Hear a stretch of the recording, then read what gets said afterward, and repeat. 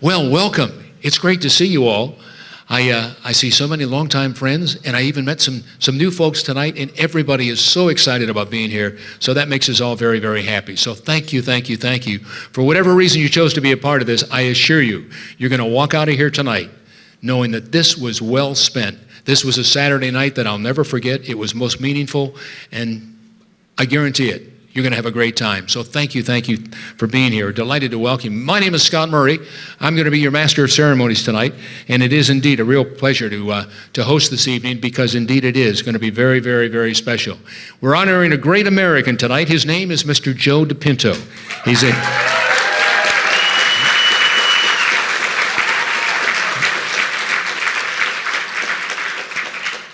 longtime friend to many of us, and he well, need I say more? That's why he's here tonight. Chief Executive Officer, 7-Eleven Corporation, and we're so glad that you could join us tonight to really be a part of this special evening as we honor him. We have two objectives tonight. First, to honor our Congressman Sam Johnson, Defender of Freedom Award recipient, and second, as I said already, to simply have a good time and remember to tell your friends and neighbors what they missed tonight, because it's really going to be most meaningful. We have a lot more to tell you about Joe a little later on in our program, and you'll have a chance to meet him. But for now, what I'd like to do is simply welcome you all to this very, very special event. What I'm going to do right now, you see all these flags up here, and this is a most patriotic event. So we're going to start our program with a presentation of the colors by the Lake Highlands Army Junior ROTC Color Guard from Richardson, Texas.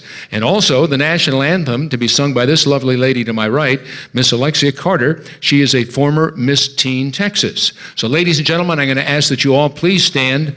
Please rise for the presentation of colors and remain standing for the singing of the national anthem. And the national anthem will be followed by our invocation provided by our good friend, Captain Barry Brown.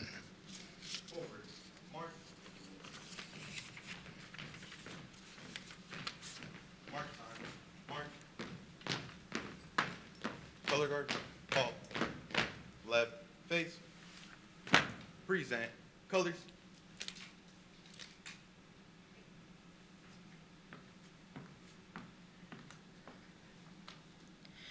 Oh, say, can you see by the dawn's early light what so proudly we hailed at the twilight's last gleaming, whose broad stripes and bright stars through the perilous fight o'er the ramparts we watched were so gallantly streaming, and the rocket's red glare, the bombs bursting in air, gave proof through the night that our flag was still there.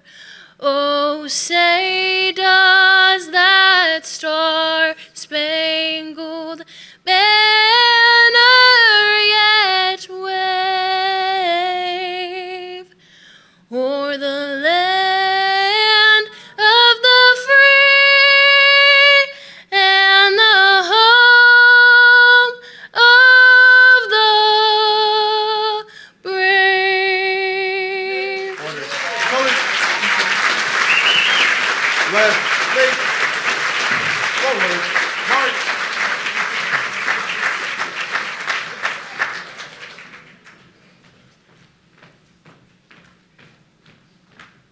Good evening, ladies and gentlemen. Just join me in prayer, please. Heavenly Father, thank you so much for the opportunity to gather together in your name. We just acknowledge your sovereignty. In your Psalm number 90, you write, Lord, you have been our dwelling place in all generations. Before the mountains were brought forth, or ever you had formed the earth and the world, from everlasting to everlasting, you are God.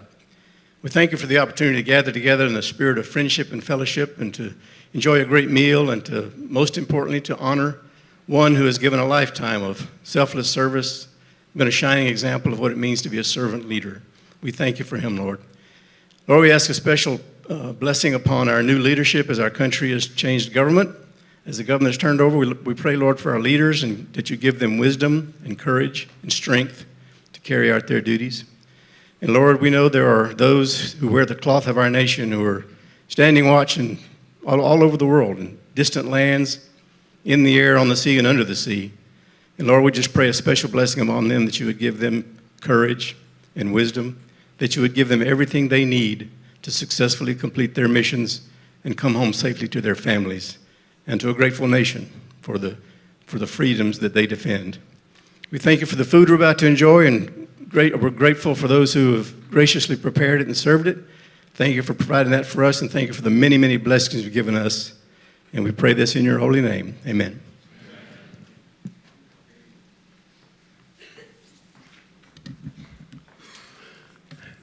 Thank you, Barry, very, very much. Ladies and gentlemen, please be seated.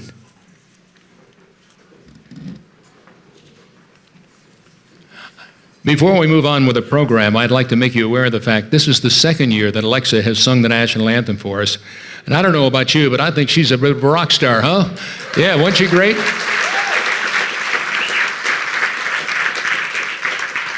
And also, how about the color guard?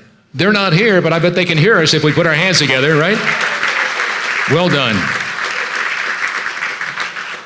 And again, to all of you, thanks again for so much for being here tonight as we gather to celebrate and honor an extraordinary individual who leads the example of service demonstrated by Congressman Sam Johnson during his 65 years. Think about that, 65 years of public service and beyond, to celebrate the ideals that lie at the very core of our shared values as Americans.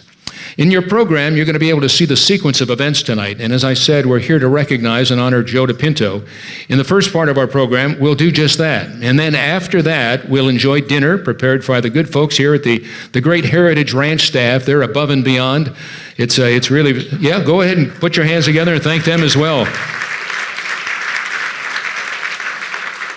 And you will see that your salads are already preset. So we're going to suggest that at this time, even though we're moving on with our program, go ahead and enjoy your salads, because very shortly they're going to be ready to bring out the main meal. So we want you to make sure that you've had your salad during the first part of our program.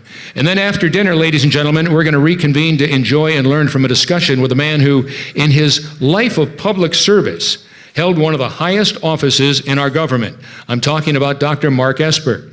Dr. Esper and moderator, our good friend Jim Falk, will be discussing some of the strategic challenges faced by the United States in a very dangerous and unsettled world environment.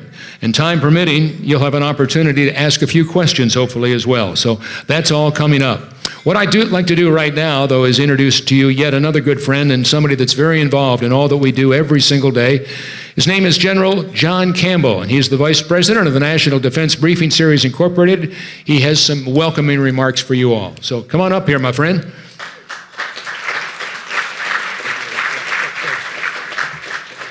Well, Scott, thank you for doing this once again. Scott is, on his own time, has been our moderator for our 17 programs that we've had, and I say that he's professional and it makes us amateurs look good. But Scott, we appreciate your being here. So if you looked at your program, you will see that it says that Charles Daniels would give this welcome. Charles has had some medical adventures this week, so it's my honor to stand in for him and welcome you all. So on behalf of the NDBS Board of Directors, I want to add my welcome to Scott's. We started this program over 4 years ago as a joint effort of 5 veterans organizations that you see listed in your program. Each of our organizations supports veterans programs, first responders, youth education and training, as well as many other community programs and events. And we thought perhaps by pooling our resources together, we could multiply our efforts and do a better job for our charities. And I think we've done that. Our primary objective in our quarterly programs is to bring to the area world-class subject matter experts speaking on issues of national security. As I said, this is our 17th program. You may have noticed when you came in, there were a series of vignettes rotating on the slide. You'll see those again at dinner, but those are vignettes from our programs. To symbolize the core values of our member organizations, we created the Congressman Sam Johnson Defender of Freedom Award with the permission and cooperation of his family. And Beverly Johnson Bronny is here tonight to speak to you, and she and her family have just been wonderful in their support of what we do. But that award recognizes a lifetime of service on the part of Texas native Congressman and Colonel Sam Johnson gave to his country, and the presentation of this award is a highlight of our annual calendar. Speaking for the board, I will just tell you that we could not have found a better recipient for our third award than Mr. DePinto. And I want to tell you, Joe, how enjoyable it was to work with your staff, the outstanding folks. We learned a lot from them, and we truly could not have done this without their help. So Nancy and Charmaine and Natalie, if you're out there, thank you.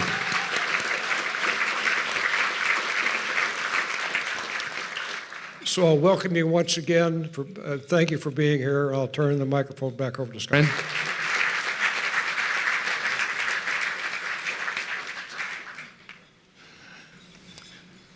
All right. Thank you, John, so very, very much.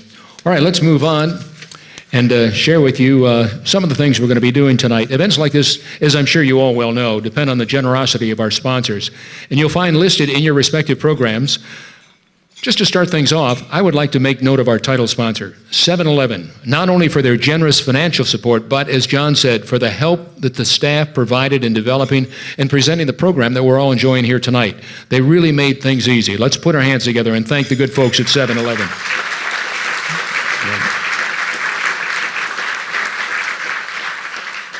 Also, I would like to recognize and certainly thank all of our other sponsors, including our Leadership Circle sponsors, Coca-Cola Company, McLean Company, and the good folks at Chili's.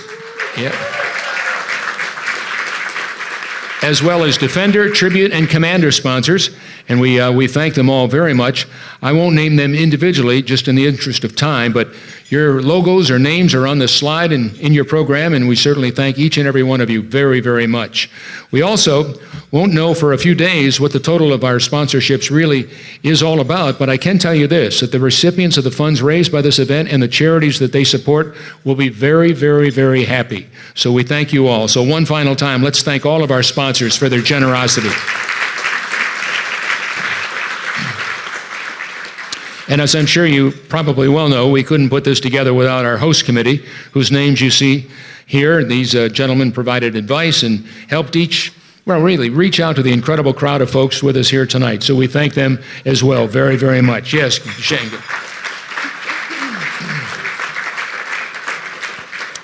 I'd also like to take this opportunity to briefly recognize a few other guests.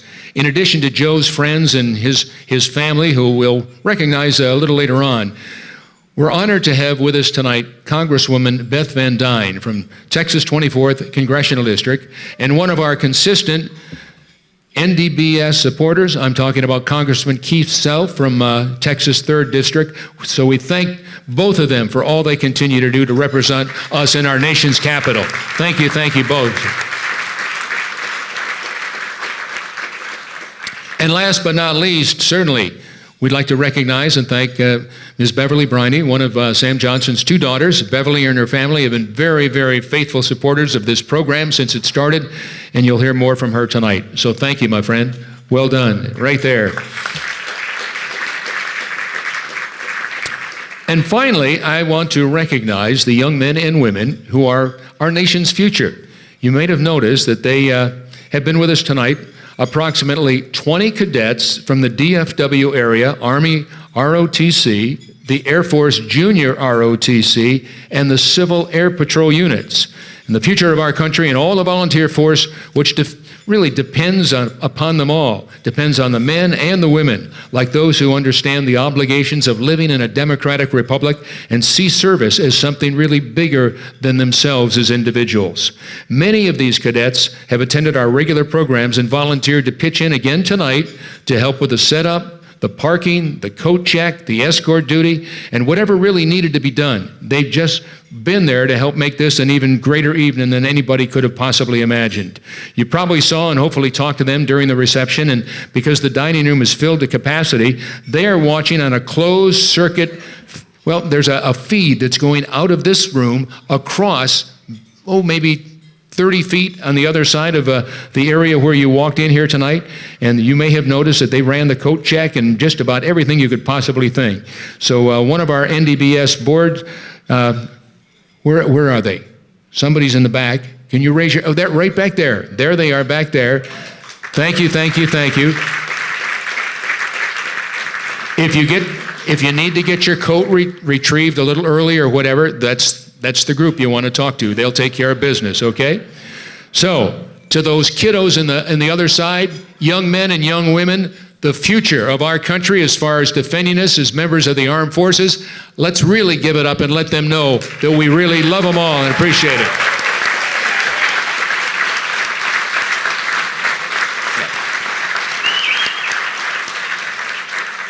Yep, it's really great to see them all here. They're most excited to be a part of this. Well, ladies and gentlemen, as you continue your meal, I'd like to make you aware of the fact that in your program, you're going to be able to see a brief bio of Congressman Sam Johnson, from whom our Defender of Freedom Award is named. Congressman Johnson spent 65 years, as I mentioned earlier, in the service of his country, including 29 years in the U.S. Air Force, and then another 29 years in the U.S. Congress, where he represented Texas 3rd Congressional District, where we are tonight. He also flew no less than 62 combat missions in Korea, where he was credited with an air-to-air kill, and another 25 missions in Vietnam, until he was shot down back in April of 1966. And as a result of that, many of you might not know that he then spent the next close to 7 years, think about it, 7 years in a prisoner of war in North Vietnam, including time at the notorious Hanoi Hilton. Think about that, 7 years. And then what does he do? He comes back home and spends almost 3 decades in Congress. Served 7 years in the Texas legislature before being elected to his congressional seat back in 1991. Congressman Johnson was a staunch conservative, and his post-military career was a consistent advocate for the military and the veterans. That, to me, is an incredible gentleman. Talk about an incredible legacy. That's pretty good stuff. So the Defender of Freedom Award bears his name and recognizes individuals who embodied the traits demonstrated by Congressman Johnson. Things like patriotism, faith, service, and concern for our great nation that we all call home. And certainly the men and the women who defend it every single day. You can see the award right here. And let me read the description of what it says. By the way, it's heavy too. Ooh.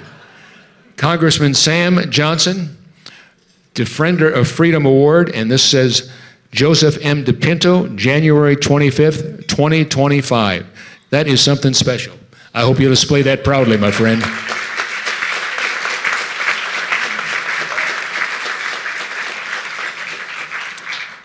Now, talk about being proud. It says here in my script, it says here in my script that I was the recipient of the inaugural Defender of Freedom Award back in 2022. And that's right, and I'll never forget that. Well, no, please don't do that.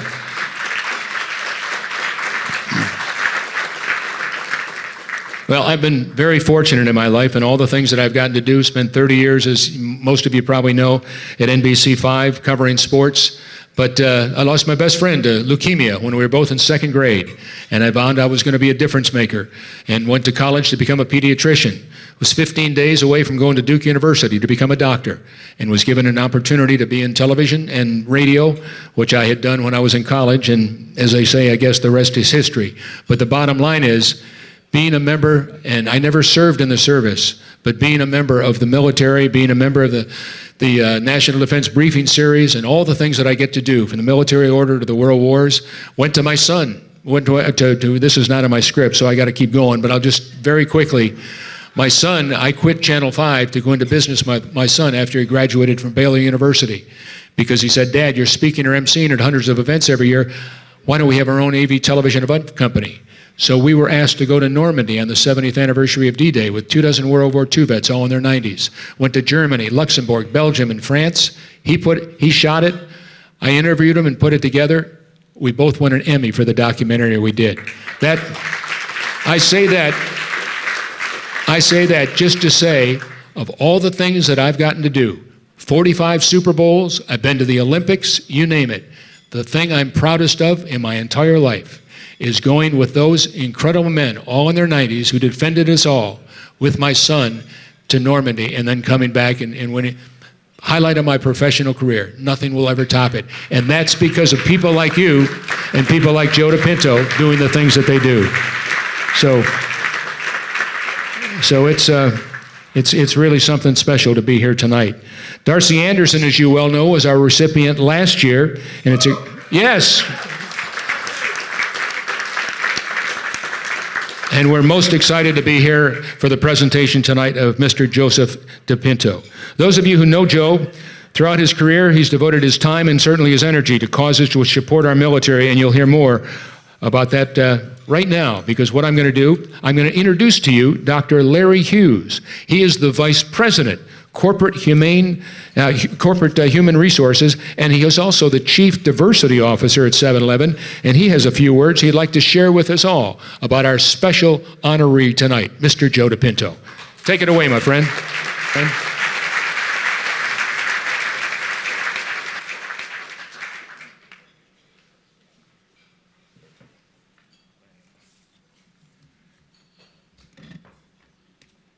Well, good evening, everyone. Again, my name's Larry Hughes, and I'm an HR executive with 7-Eleven.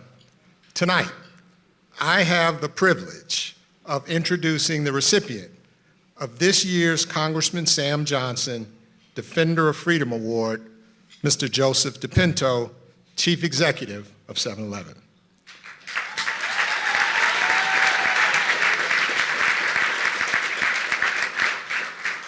Now, introducing Joe is particularly meaningful to me because not only do I work with him professionally, I've known Joe as a friend and as a comrade in arms for 42 years, beginning when we first met as West Point cadets back in 1982.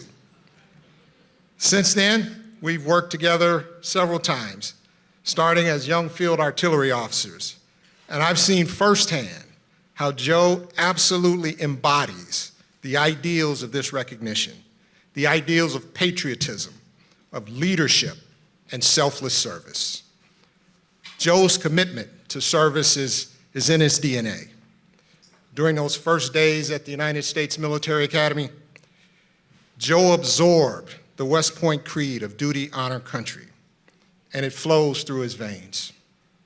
One of the best examples of Joe's commitment to both patriotism and to service is the work he has done as a founding director of the Johnny Mack Soldiers Fund, an organization that honors military service and sacrifice by providing college scholarships to the children of fallen and disabled soldiers. Joe and a handful of classmates launched this fund in 2014 to honor our classmate, Colonel John McHugh, who was killed in action while serving our country in Afghanistan. And in the last 11 years, the fund has awarded over $38 million in scholarships to more than 7,000 military children. $38 million in scholarships to more than 7,000 children of fallen and disabled service members. Joe's commitment to duty, honor, country is also reflected in his service as a civilian aide to the Secretary of the Army. Now, in this capacity, Joe advises the Secretary on things like recruiting activities. He facilitates greater connectivity between our community and the National Guard and Reserve Forces. And he also raises community awareness on a myriad of issues that impact our military. Joe's service also includes work as an original board member of the Global War on Terrorism Memorial Foundation and as a longstanding national board member of Business Executives for National Security. Joe is also a council member for the George W. Bush Presidential Center's Military Service Initiative. Joe's commitment to supporting military service organization extends far beyond what I could possibly list in this brief introduction. But I can tell you this: our nation is stronger because of his commitment to our military community and to our military spouses and children. And under his leadership, check that, because of his leadership, his commitment to veterans and their spouses, 7-Eleven has been named by GI Jobs as a top military-friendly employer for 12 consecutive years, and has also offered millions of dollars in discounts to veterans seeking business ownership by franchising a 7-Eleven store.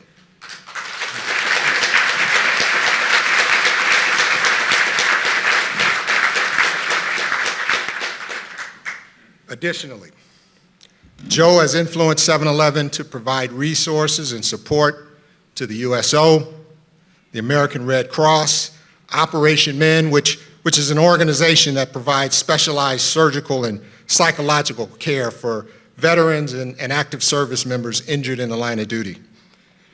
The National Medal of Honor Museum, the Armed Services YMCA, the Army Scholarship Foundation, the Special Forces Foundation, Children of Fallen Patriots, and countless more. Joe's commitment to supporting our military, supporting our communities, and upholding our freedoms is simply unsurpassed. Ladies and gentlemen, I am honored to introduce this year's recipient of the Congressman Sam Johnson Defender of Freedom Award, business titan, community icon, soldier, and patriot, Mr. Joseph DePinto.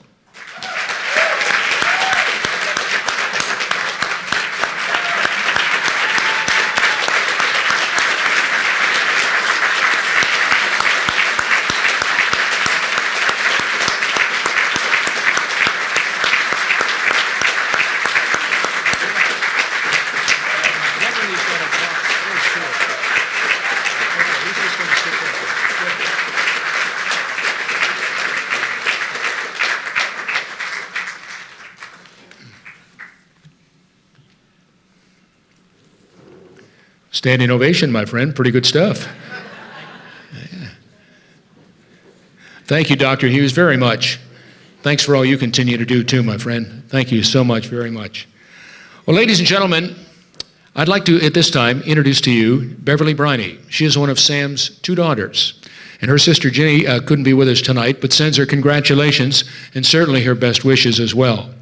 The 2 of them have been staunch supporters of our program, and we are most honored to have Beverly with us to help present this award to Joe DePinto. And after Beverly's remarks, what I'd like to do is ask Joe to come to the stage, which he already has done. That's great.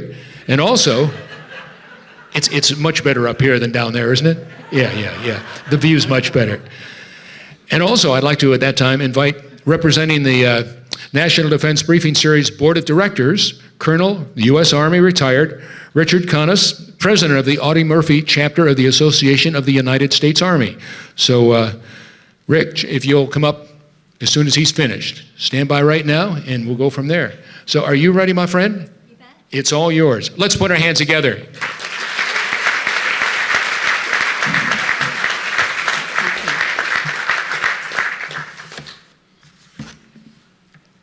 Before I start, I was thinking as they were talking that I need to thank Congressman Self because the VA clinic that my dad established in Plano was named for him just recently. So we're excited about that. So I'm Beverly Briney. I'm Sam Johnson's youngest daughter. I'm here tonight with my husband, Scott. He's in the back. My sister Jenny sends her regards from North Carolina. It's quite a trip, so she didn't make it. But I'm honored to participate in the presentation of the Sam Johnson Defender of Freedom Award, and I thank you for coming this evening. Most of you know and have heard already Dad's background. He was in the Air Force. He started in ROTC at SMU. He flew in Korea. He was a Thunderbird pilot. He was head of the Fighter Weapons School, which in the Navy vernacular, that's the Top Gun school. The most significant time was his nearly 7 years as a POW in Vietnam. 42 months of those years were in solitary confinement. Off the cuff, it only makes me think of, never mind, I'm not going to go there. He returned, and after operating a small business, entered the political arena, serving in the Texas State House and then in the U.S. House of Representatives.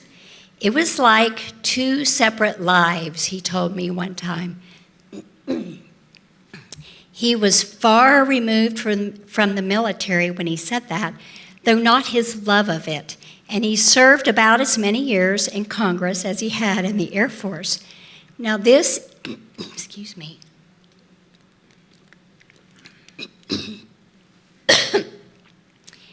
I wasn't going to tell this story, but it's kind of off the cuff. I was talking to Steven Solka, I think, if I get his name right. He's a new board member. And we were talking about going through the things that you get. Now, a lot of you are military people. You've moved around. You have to get rid of stuff because of weight limits. You can't just move everything. So when you get settled after you retire, then you start collecting stuff. So when my dad retired after the military, and then they settled in Plano and they started collecting stuff. And my dad retired from Congress, and we had a big pod brought home with all his things. And he looked at me and he goes, "Why don't you just throw those away?" And I'm like, "Dad, I can't do that." So my sister and I start going through things. Now, this wasn't what we found, was not in that box from Washington, but it was in my mom's closet. And my mom told us years and years and years, "I can't find those, I can't find those." And my sister and I found them, and we cried and cried and cried. They were the letters that my dad had written to my mom from that cell in Vietnam. We had not seen them for 25 years or whatever. So you young people, or even you old people whose parents haven't died yet, don't throw anything away. You don't know what you're going to find. You do not know what you're going to find. Stephen had a red credit card, but that was another story. You're going to have to talk to him about that. So my dad was faithful in his devotion to God. Without that love, he would not have developed the perseverance to survive as a POW, which further developed his character to serve as an honorable and respected member of Congress. He was voted the most respected member at one time. Through it all, he continued to be a loving husband to my mom, and in my opinion, a kind father for the entirety of his life. Behind God and Shirley, his wife of 65 years, flying was a ranking love of his life. He used to send my mom rolls of pictures of clouds. He gave up flying, however, when he went into the Congress. I think, though, that the love of flying was replaced with service to people. He loved people. My point here is that he rejoiced in letters from constituents confirming that his office had helped them and that their lives were better because of it. And I know this because he regularly shared those letters with us. It was a joy to him. One other off-the-cuff story. We had a chocolate cake and wine little gathering the year after my dad died, and we invited about 20 or 30 people.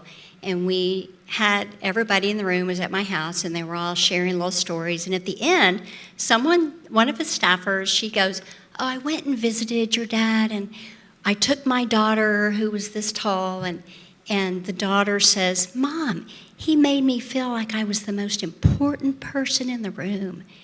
And the staffer said, "I always thought I was his favorite."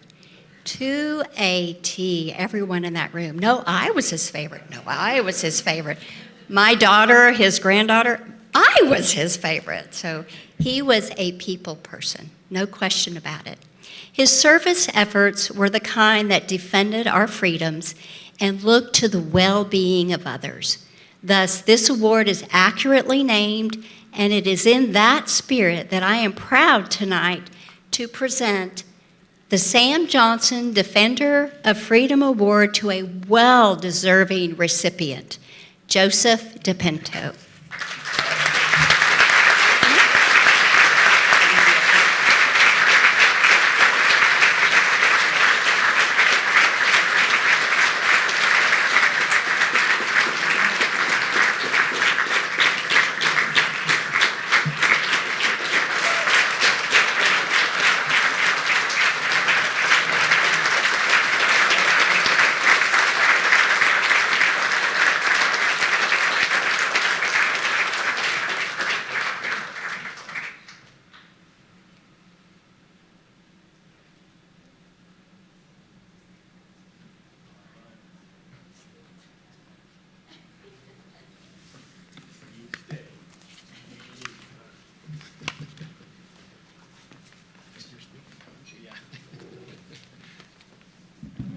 Ladies and gentlemen, guess who I'm going to introduce?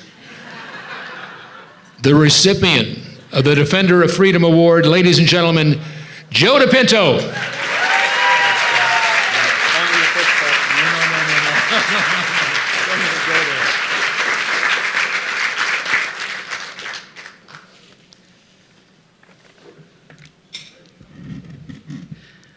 That's a fantastic honor. Incredible. Larry Hughes, thank you for the kind introduction and your humbling words. They mean a lot. And I also want to thank Larry, as well as all of the other folks here from 7-Eleven, for all you've done to enable us. And I think we've done a lot together, and I'm really proud of that, and I'm proud of you, to support our armed forces. Now, I've been a friend with Larry for 40 years, as he said. We were classmates. We served together in the Army, and we began working together in our civilian lives. So that's good, but it's not so good, because he knows where all my skeletons are buried. So, Larry, thank you for going easy on me. I also want to thank Lieutenant Colonel Tyrone Tobias. I want to thank Larry Hughes. Angela, thank you for sharing him with us. Mary Glenn and many other folks from 7-Eleven for all they've done and continue to do for the Veterans Network at our company, which has really grown and expanded. So thank you. And a shout out also to Charmaine, Nancy Lear, Kristen Cook, Natalie, for the work that you've done here with the team from NDBS. This would not have happened without all of you, so let's give them a hand.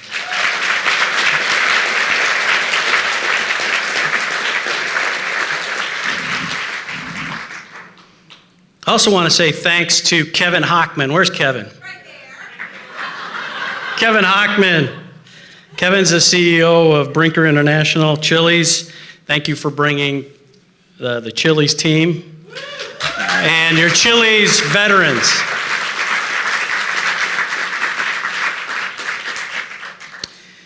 And to the National Defense Briefing Series, I know Chuck Daniels couldn't make it, President Chuck Daniels, and the leadership, including the Dallas chapters of the Navy League, the Air and Space Forces Association, the Association of the U.S. Army, HUA, the Military Order of the World Wars, and the Jewish war veterans.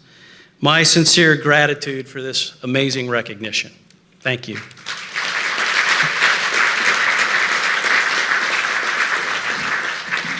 And of course, my heartfelt thanks to Beverly Briney and the entire Sam Johnson family. Beverly, thank you. Thank you for carrying your father's legacy of service to country forward into perpetuity. Thank you. This is an incredible award. Now, I also want to share with you, we've got some esteemed guests with us, and I think it's worth spending a few minutes just thanking them for their attendance tonight. First, the Honorable Mark Esper, the 23rd U.S. Secretary of the Army,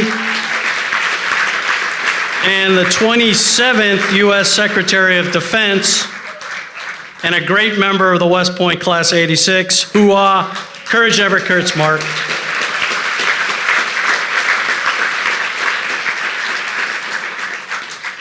I also want to say thank you to the Honorable Alan Clark and his wife, Linda. When I first got to Dallas, Alan took me under his wing and said, this is how you support veterans. He's the former Assistant Secretary of Veterans Liaison and ran the cemetery program for the United States military. Alan, you've been an inspiration. I just want to thank you. Where are you at, Alan?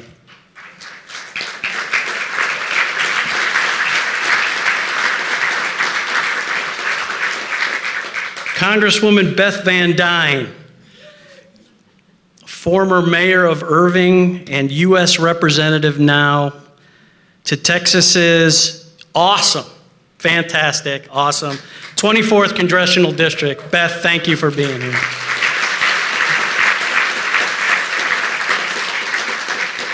Also recognized earlier, but I want to thank Congressman Keith Self, West Point class of 1975. Keith, thanks for paving the way for all of us. He's the U.S. representative for Texas, equally as awesome, 3rd Congressional District. Let's give it up for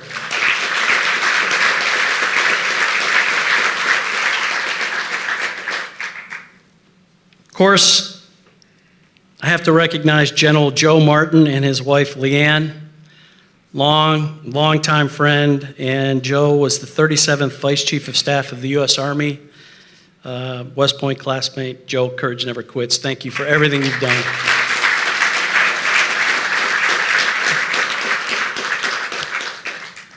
Earlier, General John Campbell was up here. John's a great American and the Vice President of the National Defense Briefing Series. John, thanks for everything that you're doing.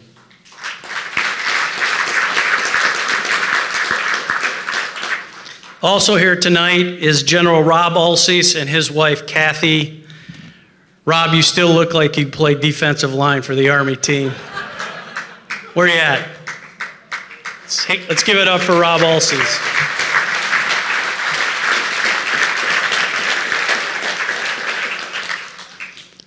There's a couple other folks here. I want to recognize Michael Rodriguez. Michael is a former Special Forces operator in Green Beret. He was deployed 10 times in service to our country. He was wounded in service to our country and has had a huge and heavy lift over the last many years as the President and CEO of the Global War on Terrorism Memorial Foundation. Rod, thank you for all you do, and I'm grateful for your friendship.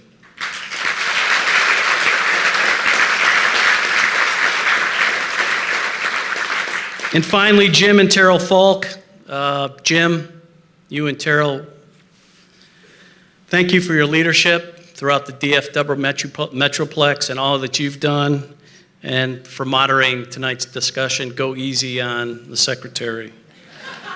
So thanks to all of you, and let me express my deepest gratitude to the many other dear friends, colleagues, vendors, partners of our business for taking a Saturday night out to be here for this.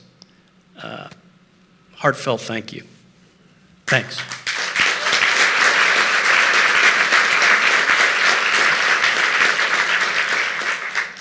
So to be recognized for this award alongside Scott Murray and Darcy Anderson, men who I admire for their service-oriented hearts, for all they've done for our military, and for their outstanding achievements is an absolute privilege, and I'm honored to join them.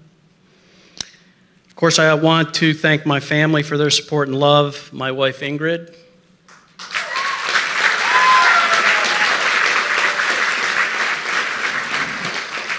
Ingrid taught me servant leadership, and she's one of the greatest Americans that I know. I wouldn't be here today without her sacrifices, love, support, and unwavering belief. Thank you, honey. I love you.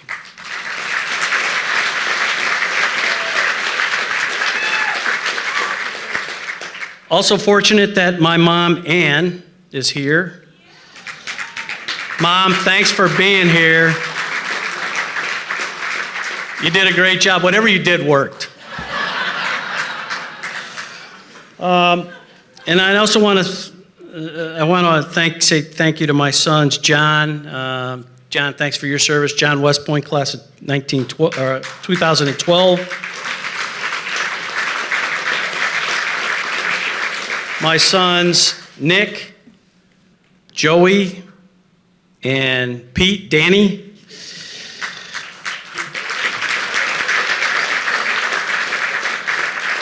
And their spouses, our daughter-in-laws, who have given us 7 grandchildren. You guys are awesome.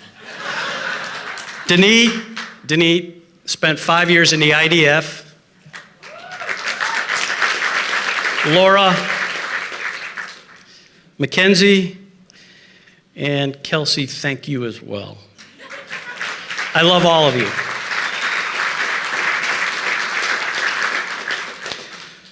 So looking back on my journey, I can't help but think of the countless individuals who shaped my understanding of what it means to serve.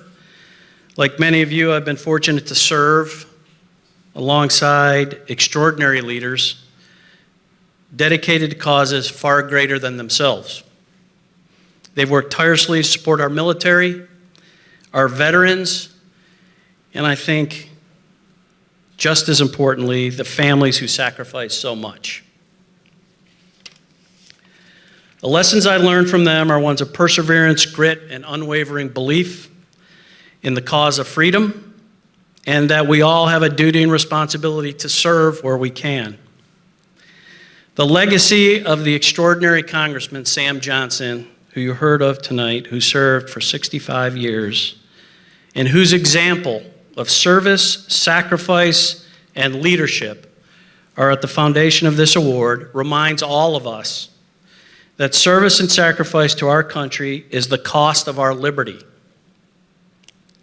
paid by those who dedicate themselves every day and who have dedicated themselves to our freedom without hesitation. As President Reagan once said, and something I believe to my core, freedom is a fragile thing. It's never more than one generation away from extinction. It's not ours by inheritance. It must be fought for and constantly defended by each generation. So many in this room and across our nation have and continue to serve this country, many of you for a lifetime. I honor them. Let's all honor them by continuing our work to directly and indirectly serve and support those who stand in the gap every day for our collective security, peace, and freedom, so that our children and grandchildren, our posterity, inherits a nation as strong, as courageous, and as free as the one that we've known. Again, thank you. I want to express my gratitude for this special honor, and I love you all. Thank you.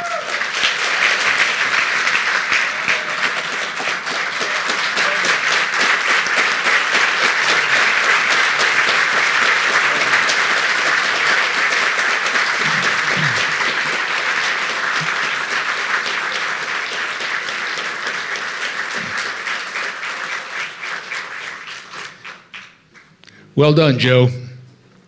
And as sure as I stand at this podium, I guarantee Beverly's dad, Sam Johnson, is looking down right now, awfully proud of what we've just done. So congratulations. Well done. Ladies and gentlemen, Not only are we most honored to present this award to Joe DePinto tonight, but success in life is, stop and think about it, generally a team sport. So we'd like to recognize, well, you already heard, one of the team captains in the DePinto family. She is his ultimate teammate. I'm talking about Ingrid. So, Ingrid, on behalf of the board of the National Defense Briefing Series, if you look just behind you, we have a bouquet of your favorite flowers presented by Civil Air Patrol Cadet Captain Medina.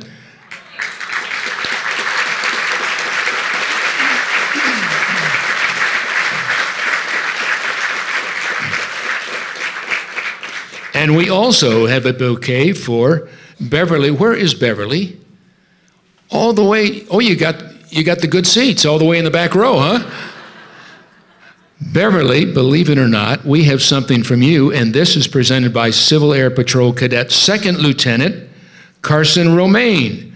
Both of these fellas from Lakeside Composite Squadron.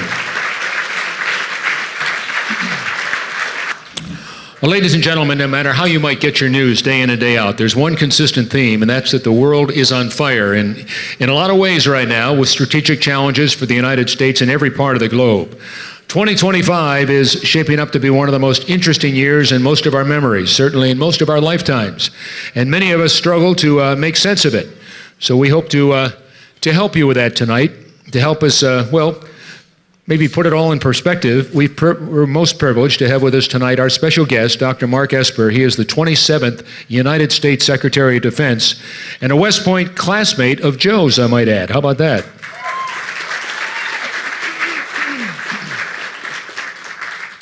That was the class of 1986. Now, a brief biography of Dr. Esper is in your program, but you already know that the job of the Secretary of Defense here in the good old US of A is one of the most complex and critical in our government. The person who holds that serves as the Chief Executive Officer of one of the largest organizations in the entire world and functions as number 2 in the chain of command of our military, including our nuclear forces. Now, during his tenure, Dr. Esper's guiding focus was preparing our military to be able to execute the National Defense Strategy. And prior to serving as the Secretary of Defense, he served as the 23rd Secretary of the Army. So he brought to the SEC-DEF job a broad perspective on the capabilities and the authorities of what our military does every single day. He's a graduate of West Point, as I mentioned, and served as an officer in the U.S. Army, Army Reserve, and the Army National Guard. So, Dr. Esper, thank you so much for joining us tonight. Delighted to have you here. Now, sharing the stage with Dr. Esper is one of our old friends, and I'm talking about not old, but long-time friends. Maybe that's a better way to put it, huh? So, and we're talking about our good friend Jim Falk. Jim is the President Emeritus of the World Affairs Council of Dallas and Fort Worth and is well known to many in this audience, having served for 2 decades as its president and CEO before retiring to Santa Fe back in 2021. Maintaining a strong Dallas connection, he hosts Perspectives Matter. It's a program on KERA, North Texas National Public Radio member station. So Jim, delighted to have you here. Thank you for being here tonight. Really, we're delighted to welcome you. Now, I don't want to force them to speed it up and make it happen a little faster than is necessary, but hopefully tonight we will have some time at the end of the program for a little audience Q&A, and we'd like to do it with question cards. So I'm told that on your table you'll find some 3x5 index cards. Does everybody see those? All right. So if you have a question, what we're going to do is ask you to write it down and then hold your card up when we get to the Q&A portion of the program, and one of our cadets will come around and pick up your card, and we'll try and get to those as best as we can. So that said and done, Jim said he wants some good penmanship too, right? That would be helpful. So you can read what it says on the question. Yep. All right, get everybody's attention. Oh, that's good. Gentlemen, thank you so much. Take it away. Good evening, everyone. Can you hear me? Is this working? Excellent. In fact, Scott knew me when I had hair, so that knows he can call me old. Secretary, great to be with you. Now, I know you guys are here because you want to talk about Ukraine and you want to talk about Gaza, but first, what I really want to know about 1986. I mean, Larry works for Joe. So he's got to say all these nice things. Tell us the truth. You want the good and the bad? I want huh? the good and the bad. I think they want the bad. Well, look, it's a great question. Believe it or not, Joe and I did not know each other at West Point, which is not unusual. But I had to do some homework before coming down here, Jim, since we discussed this. And I did some digging. In fact, I showed Ingrid while we were at dinner a picture of Joe from way back when. You've gotten better looking, Joe. But I will say this much, and it may, at first it may not sound great, but it is. Joe is largely unchanged from whom he was as a cadet. And what do I mean by that? It doesn't mean that he hasn't grown like the rest of us had, but Joe possessed some qualities that many of us were just learning about, just striving to become, way back when we first stood on the plane at West Point in 1982. I mean, Joe quickly became known as the guy who would give all for his friends, who was generous, who was modest, who would persevere, and who was humble with others. And let me tell you, when you're in the grind of being a young cadet, and Joe Martin, my classmate, Jesus Delgado, classmate, we remember the days. I mean, you get up in the morning, those first couple days, they'd be playing the theme song from Patton while you stood at attention. The cannon would go off, you'd salute, and at that point in time, early in your what was called Beast Barracks, you outnumbered the first classmen like 30-1 or something like that. But then August would come, and the first class would come back, and the odds would flip. And it was during those tough days of being a young cadet where you really knew who was whom, who would go out there and kind of run the gauntlet among the upper class and get hazed and get demerits and get in trouble. And people would say Joe DePinto was that guy you could count on who would really carry the day. And so, look, Joe is Joe. He's been great. He set the example for so many of us. And people like to say, well, look, we've heard of Esper, we've heard of Pompeo and others. Joe was the first guy in our class to make it big, to make a name for himself. And for many, many years, and still to this day, we looked at Joe DePinto. I mean, when you think about it, Joe, you took charge of 7-Eleven, 2005, I think. At that point in time, many of us were lieutenant colonels in the Army. The most we commanded was maybe a battalion of 500, 600 people or so. Joe had 100,000 plus people. Joe was commanding a field army. We were young colonels, and Joe was like George Patton, commanding the Third Army, sweeping across Europe onto Berlin. And so he has really been, in many ways, the leader of our class, somebody we looked up to now for many, many years. And I got to say, we talk a lot about professional accomplishments, and sure, that means a lot. And then many times, that is often a matter of opportunity. Can you see it when it comes, and can you take it when it happens? But what I also measure a person by is by his or her family. And Joe, you and Ingrid, I mean, you got a terrific partner in her.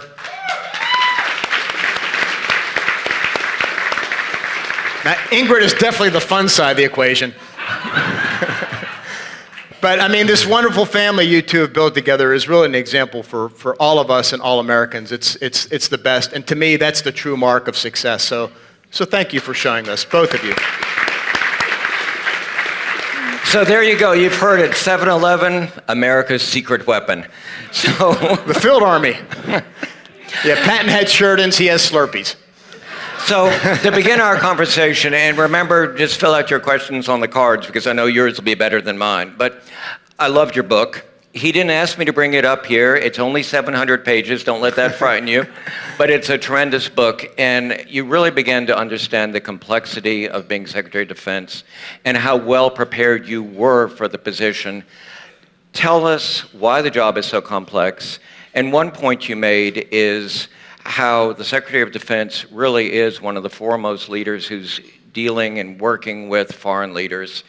And as a follow-on, how did you handle the competition or working well with your colleagues who were like the Secretary of State? Yeah, so, I was Secretary of the Army before I became Secretary of Defense, and that, the Army itself is about 1 million people, if you will, when you look at Guard, Reserve, and active duty. But when I became Secretary of Defense, the biggest thing, the biggest surprise, if you will, was that you have such a big diplomatic role. I became a foreign policy advocate, spokesperson. I would go out with Mike Pompeo, class of '86. the Secretary of State. But that was kind of it was a big thing. So you end up realizing that there's really at least two diplomats out there, the Secretary of State and the Secretary of Defense. And I quickly realized if I wasn't careful, I could get drawn into that world. And so I had to kind of manage it, so that I could focus on the Pentagon, on war fighting, on modernizing the force, and all those things that I was trying to advocate. You announced in the beginning of my pursuit of the National Defense Strategy. I worked hard to implement that, putting China as our #1 threat, and that was really my focus. But that was the big surprise for me, kind of fleeting up to that position.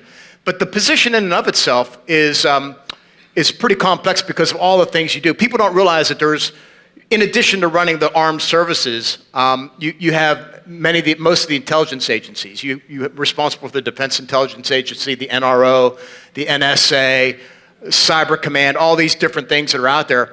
And then you're also responsible for 160 schools. You're responsible for, 80 or so hospitals, 120 child care centers, an enormous $300 billion or so research budget that is looking at everything from advanced weapons to lung cancer. And so just the enormity of the position really is something else. And I had the virtue, at least, of serving on active duty for 10 years. My wife was an Army spouse, and she had kind of done that role for me when I was in command. And so we really made it also an important part of my role to really look after spouses and families. So, because, spouses serve alongside their husband or wife. And in fact, I believe they sacrifice more.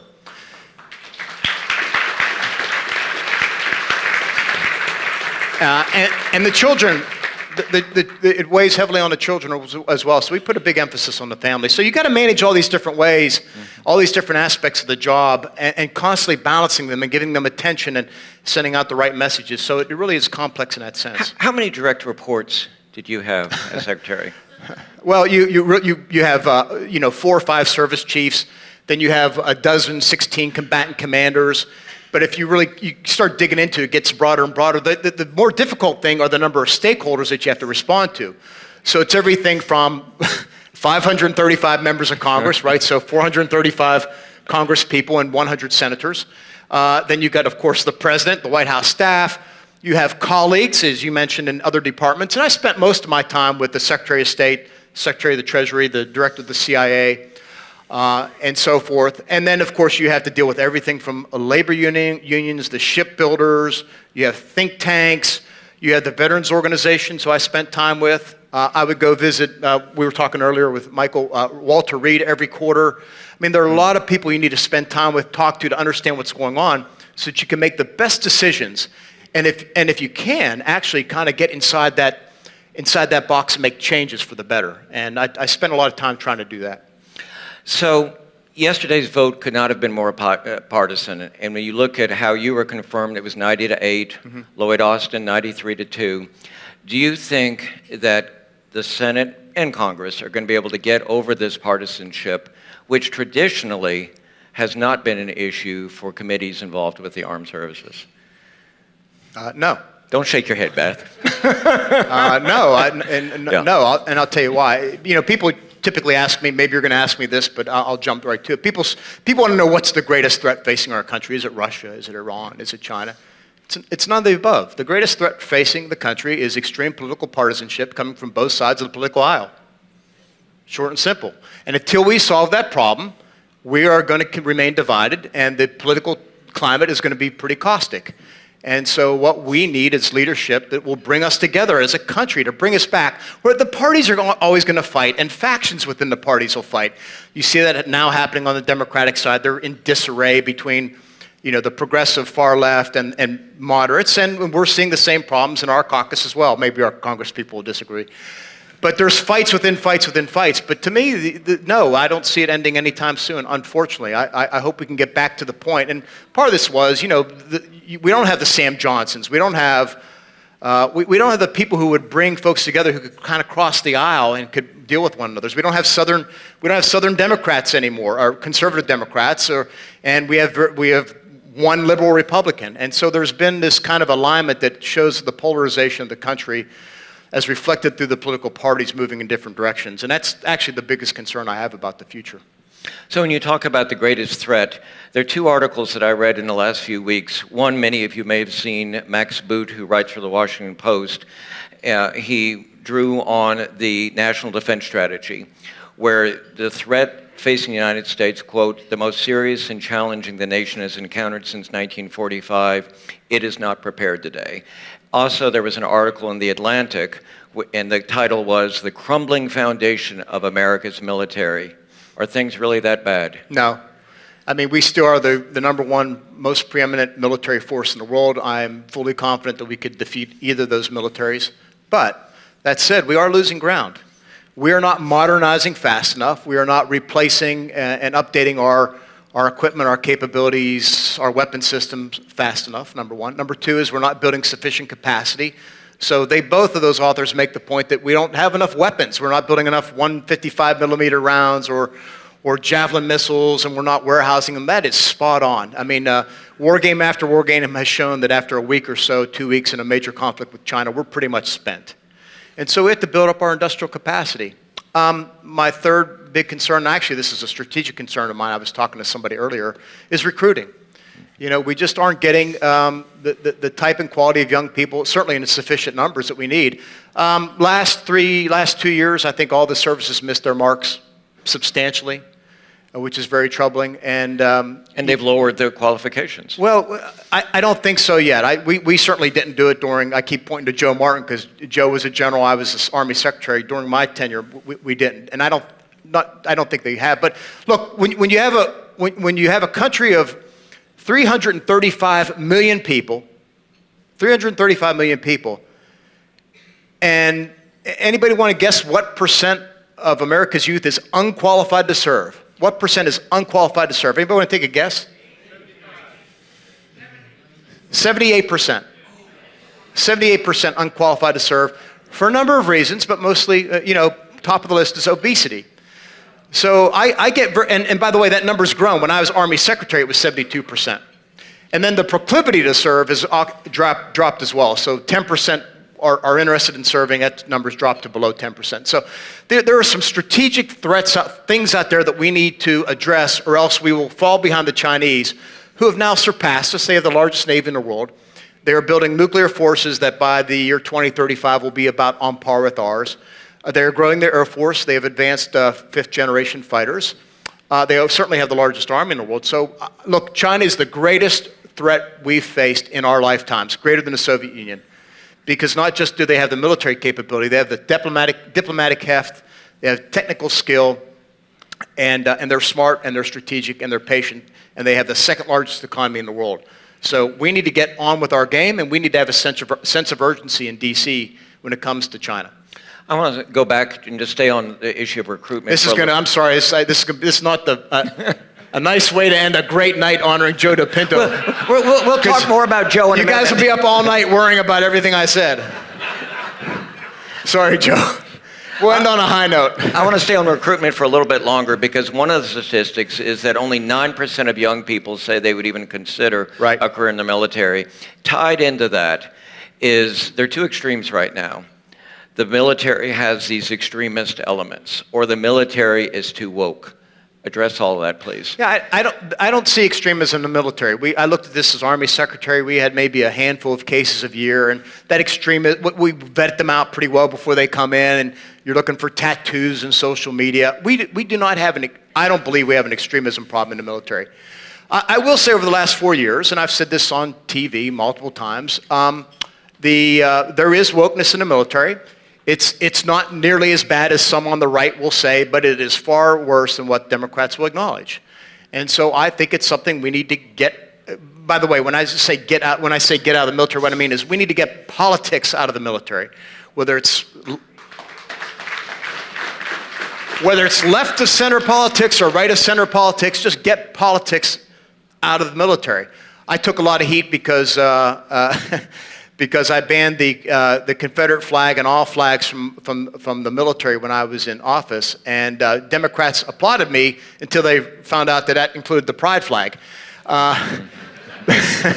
But my view is I don't take a political angle. I try to serve apolitically, and even if it was against my own party, because I just think Keep the military out of politics and keep politics out of the military. Focus on war fighting, and that's it, period. What do you feel then about the retired military who are political pundits or who came out so strongly against then candidate Trump? So this is a divide in the military. I think retired general officers should stay out of politics. And some people disagree with that. Some retired general officers disagree with that. Some agree. It's a divide within that community right now. But the problem is not that they're speaking up. And they certainly have a right to speak, but that doesn't mean they should speak. And that's sometimes that distinction is lost in any number of things. Just because you have the right to do something doesn't mean you should do it.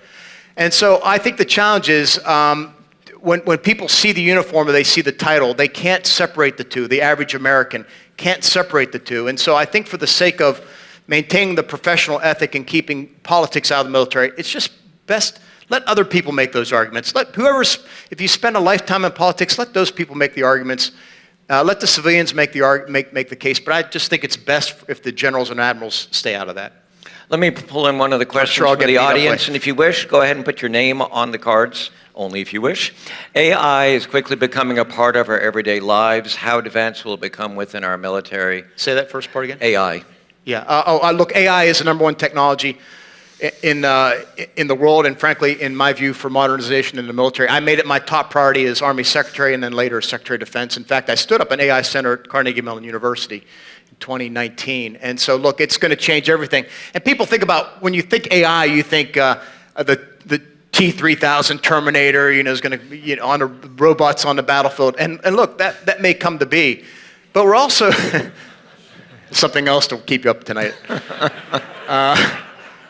But it can actually change and is changing how we think about preventive maintenance, about managing personnel, about staff actions, about replacing staff officers with a system that can provide you accurate, detailed information on the spot without having to taking 3 days to research it. So it's going to fundamentally change if we can adopt it quick enough, the military, and by the way, civilian life as well. Culturally, it's going to change us. We're on the cusp of it reaching a new plateau.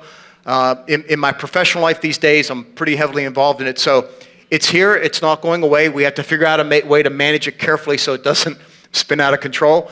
But it should be the top modernization priority of the United States military for sure. And for the business world too, by the way. When you talk about combat readiness, one of the issues is that so much of our rare earth minerals are coming from China and other countries. Yeah. How do we maintain access? Does that underscore the importance of alliances? We maintain access by making sure that we don't rely on the Chinese, period. There needs to be some type of so-called strategic decoupling on things like that. But look, we have allies that have access to those materials. The Australians have rich supplies. Alaska is rich with many of these minerals. But we need to either friendshore or reshore many of those types of resources and industries. There are a number of industries we need to maintain as well. And we don't have much time to do that. We need to accelerate things. I think, as critical as I've been about the Biden administration, they made a number of good moves along those lines with kind of reshoring those things and cutting off Chinese access to things like semiconductors. So I hope, and I'm pretty sure the Trump administration will pick that up. And that's good to kind of keep building upon that because this, again, China is the greatest strategic threat of this century. So we talk about Taiwan, and recently, and you said this consistently, that our Taiwan policy needs to be updated. And here's a question from a person in the audience. How concerning is a potential invasion of Taiwan to our ability to acquire semiconductors for advanced military equipment?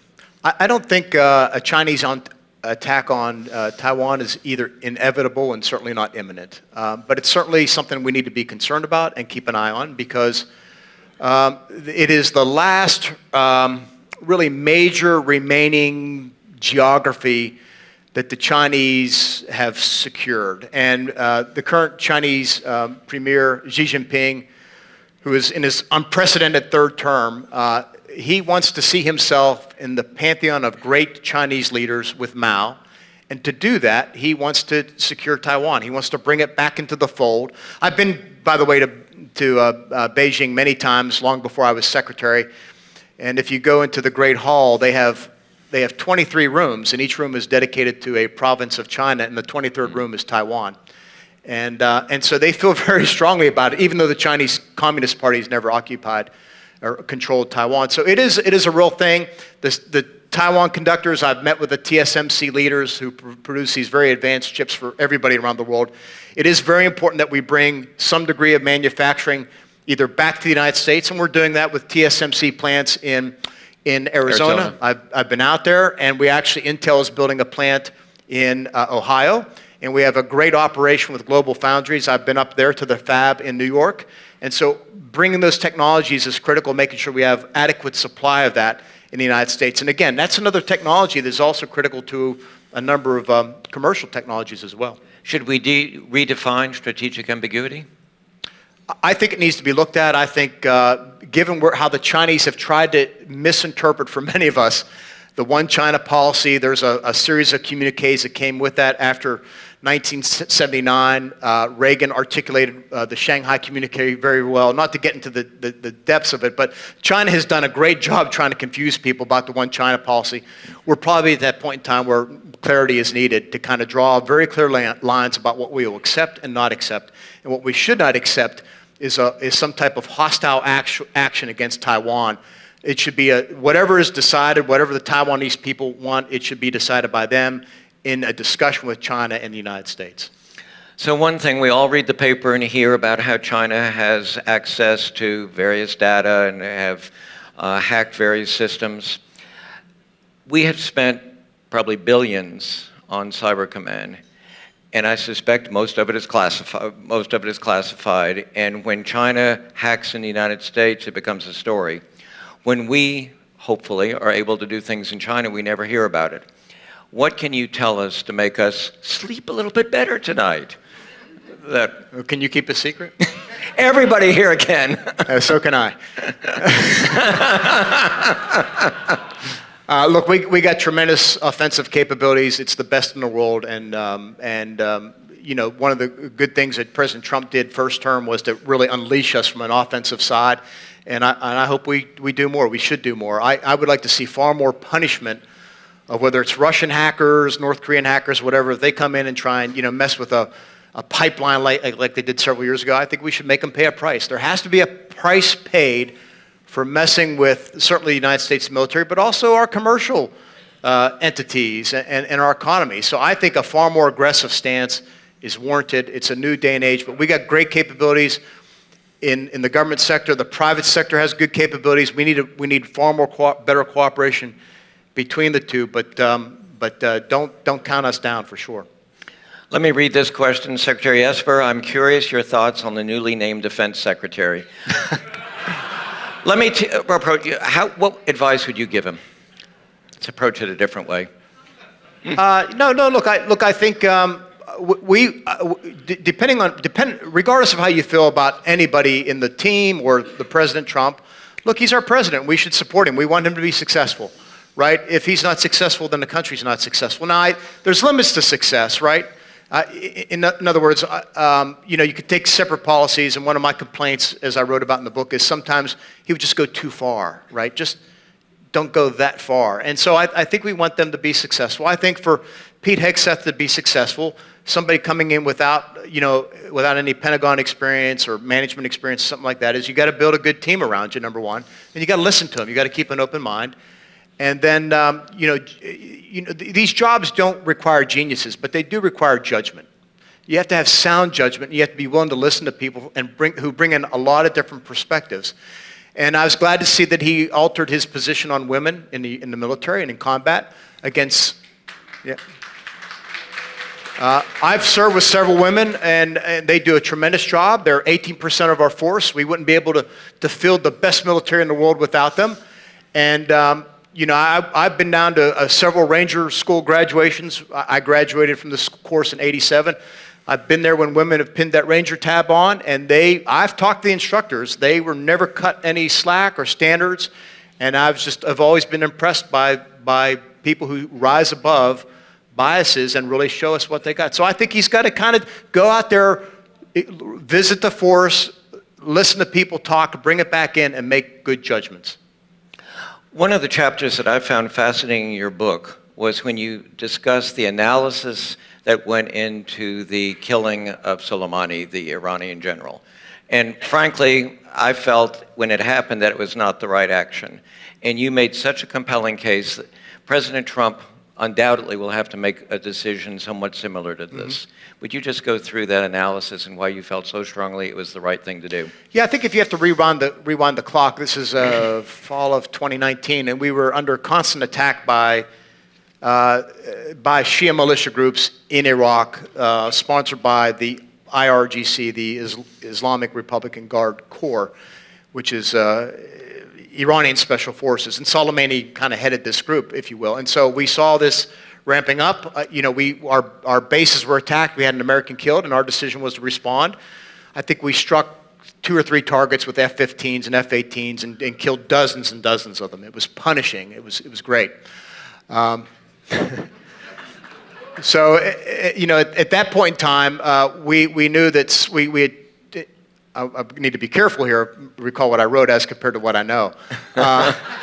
We can keep secrets. We knew Soleimani was out in the region in Lebanon talking to Hezbollah, in Iraq with the Shia militia groups and others, and was planning multiple attacks against U.S. forces and U.S. installations and embassies.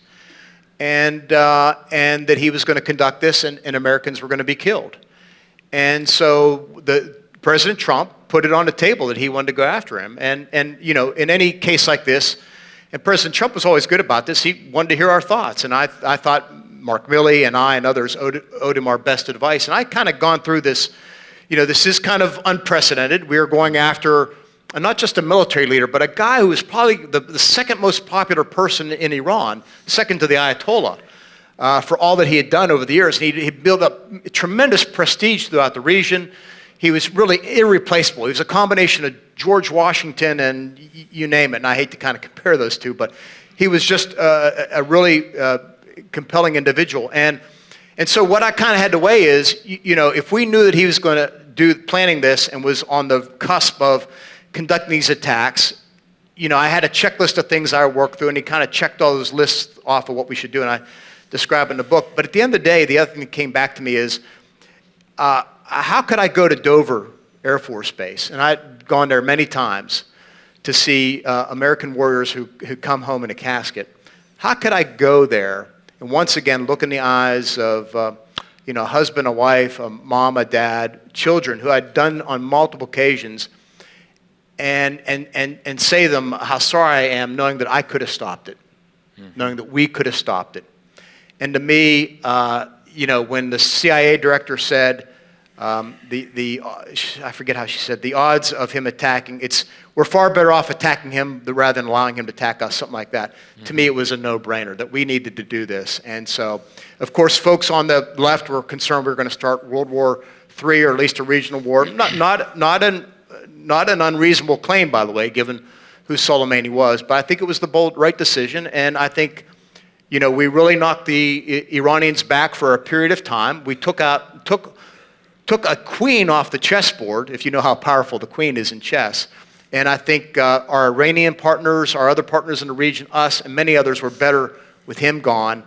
And I have no regrets about it, even though I still carry around protection today because of him. So anyways, that's the story. Yeah, that's good. So, Joe, I know what my instructions were about when we should end, but I have to tell you that we left a few more minutes. That's the... Secretary Esper said he'd go for 2 hours. I can't stay awake that long, but here we go. We're going to try. Civilian. I got a cheering section there at table 8 or something. I think they drank too much. Turn off the alcohol at table 8. In the book and in many of your interviews, you talk about the importance of civilian control and how it got out of balance. Yeah. And just take it from there. Look, it's ingrained in our system since the founding of the country, and it's something that Jesus and Joe and other West Point graduates here were told. There is civilian control of the military, and your orders. There is a chain of command, and you follow those orders, and you are apolitical. I mean, it's ground into us from the age of 18, and I think that remains true today. And so, again, we talk about politics and the military wokeness today, whatever. should just have to give the military an order and they'll do it. And that's all. That's what we should expect from them. We don't want the military second guessing the civilian chain of command. We want them to follow orders. By the same token, they also know that they have a responsibility, and that is to abide by the oath of office. And that oath is to the Constitution, not to the president, not to the Congress, not to a political party, and not to political philosophy, but to the Constitution. And thank goodness we train our officers, whether you're ROTC, OCS, or West Point, we train our NCOs, everybody to understand what that oath means and who it abides to.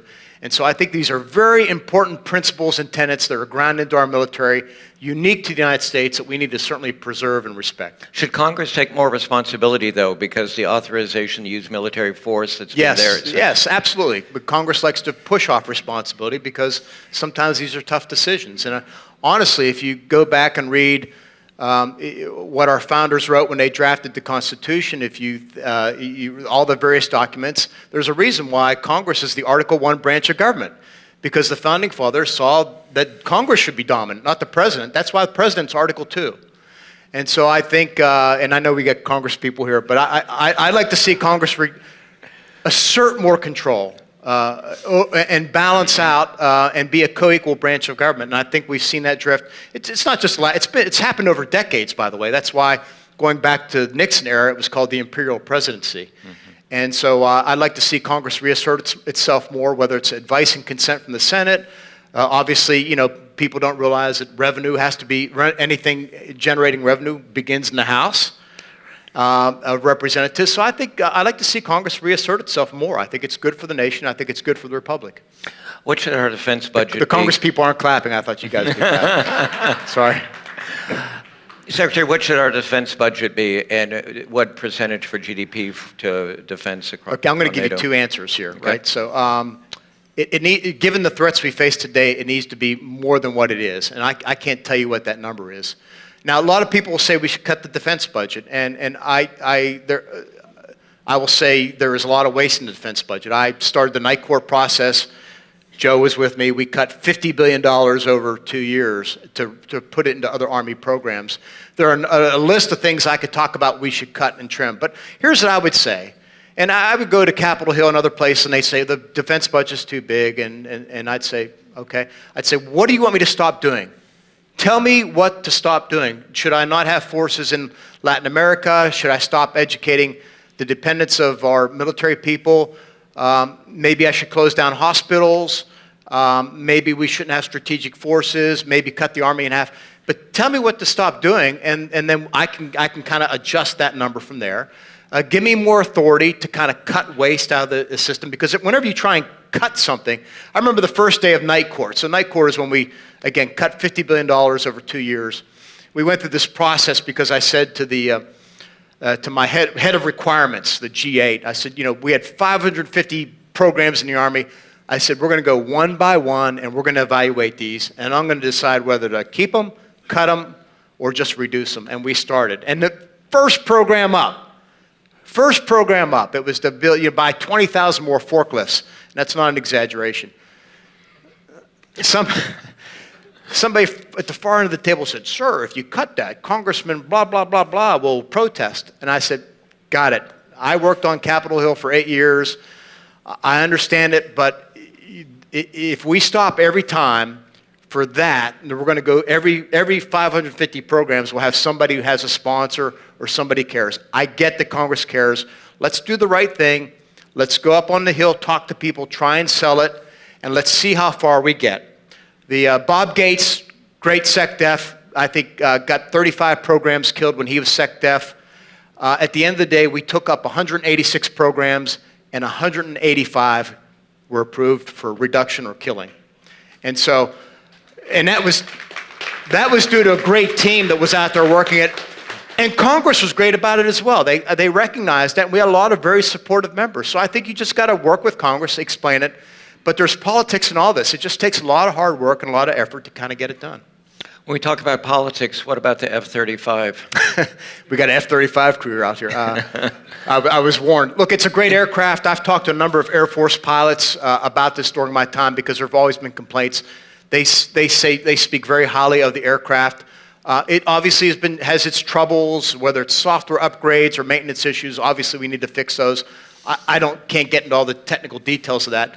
But I think the question now really is becoming, do we need to move to a next generation air dominance fighter? It's called NGAD or not. I mean, I know Lockheed's talking about that. People on the Hill are talking about that. President Trump and Elon Musk and others are talking about that. I do think we are moving into the era where we should start thinking about the future of manned aircraft and really start building aircraft that can be either manned or unmanned, because the technology is advancing so quickly. We were doing this in the Army, where you would have unmanned fighting vehicles and developing those to the point that the view was your first contact with the enemy should be unmanned, and then you would maneuver with a manned formation. And we need to be the same way, whether it's Air Force. Navy is further behind. I think they really need to accelerate their efforts. But that is the future. We need to get there. Anytime we can reduce risk to the force and build systems that don't require the extra money and technical know-how to support a man or woman in the cockpit or in the bridge of the ship, all the better as well in terms of cost savings. How should we compare our budget, our defense budget, to China's? Well, we got global responsibilities, and we pay our people better, and we have commissaries, and I mean, there's so much more we do better because we have an all-volunteer force, and they don't have that, and they really largely have a regional force. Now, they have global ambitions, but they are building a regional force. So when we fight, if we have to fight China in the Pacific, they're going to bring the entire Chinese military to bear, and we're going to start off by bringing our Pacific forces, because we're going to have forces in Europe, we have forces in the Middle East, we have forces elsewhere. One of the things I try to do as Secretary of Defense is how can we cancel missions, free up forces to either bring them back to the United States to be prepared or shift more into the Indo-Pacific to face off against the Chinese. But look, that's hard to do. It's like the Middle East is a black hole sucking planets and universes into its orbit. And it's hard to escape that. Look, that's a very important threat we face, and we have important allies there, principally Israel. But again, the country that creates an existential threat to the United States, of course, is Russia, but really it's China. China can undermine us in so many ways. So we got to figure out a way to free up forces and put more emphasis and to be able to deter the Chinese. We want Xi Jinping to wake up every morning, to look outside his window, to look across the Pacific and say, not today, because those Americans are too damn good and too damn ready. That's what we want him to think. And that brings in a question from somebody in the audience. How crucial is India to act as a counterbalance to China? If China's, I'm answering quick because I know we're running out of time. If China is the most strategic threat that we face in this century, and it is, China is the most important strategic partnership we need to build.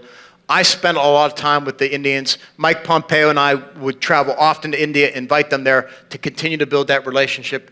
It's making headway, but they got to get over some Cold War era stuff.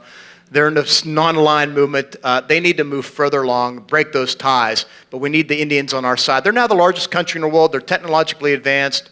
They are a real powerhouse waiting to emerge. We're going to go for 2 more minutes. This question from the audience. Do you think Austin Tice will make it home soon? I pray to God he does, and all other American hostages that are being kept. What have we learned about our own preparedness when you look at Ukraine as well as Gaza? What we've learned is our defense industrial base is insufficient. I think the Ukrainians are mastering drone and counter-drone technology in ways that we could have never imagined, and we should be learning from them, and we should be following their lead. In terms of proliferating our force with drone and counter-drone technology, I don't think we're moving quick enough there. But at the end of the day, it comes down to the soldier and war fighting and leadership. And you know, President Zelensky is a paragon of leadership. That when the Russians invaded in February of 22 or something like that, he stood there and took from Kyiv and said he's not running, he's going to fight, and he inspired a nation to beat back the world's 4th largest army, and he's doing pretty well holding his own. Compare and contrast that to President Ghani of Afghanistan. The Taliban were miles outside the city. He jumped on a helicopter with bags of money and ran, and the Afghan army collapsed. A really good Afghan army, by the way, that we trained, but it collapsed, and that was all about leadership.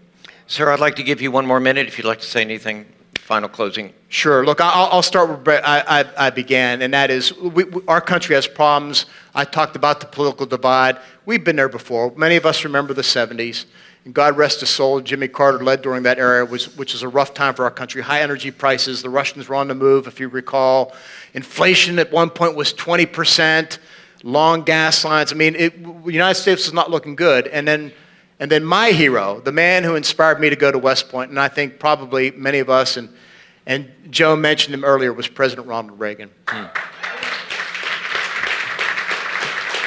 Now, I don't mean this as a criticism of anybody else, but let me just say, the country, Reagan will come along. It may be a he or a she, it may be a Democrat or Republican, but this country has a history of producing great leaders in times of challenge, and I think that that leader will emerge sometime here in the next several years, and I think we'll once again have Morning in America, and I hope political parties and classes will come together and we'll be far more unified than what we are today. That's my hope and that's my expectation. Maybe Joe will run for president. Thank you, Mr. Secretary. Thank you, Mr. Secretary. Thank you, sir. Thanks, Jim. Thank you. Thanks a lot. Thank you.